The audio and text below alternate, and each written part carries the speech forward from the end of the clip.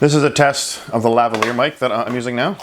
So we're going to go over the shotgun mic that I used before. So this shotgun mic is a Booyah instruction manual. So let me grab the instruction manual over here. So it's a Booyah BY-MM1.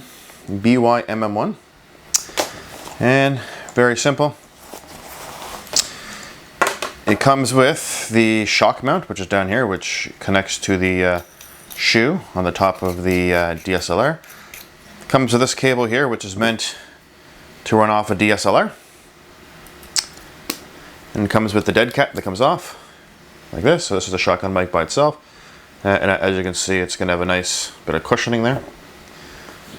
Just stick on here. Also comes with this, which is the connection to a smartphone. There's a different connector to get into the smartphone. So you have the double-ended connector, and that's it. Little bag to put everything in. So that's the Booyah BY-MM1 shotgun mic.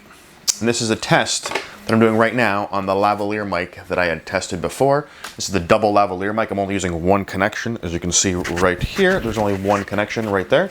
This is the test of the lavalier mic.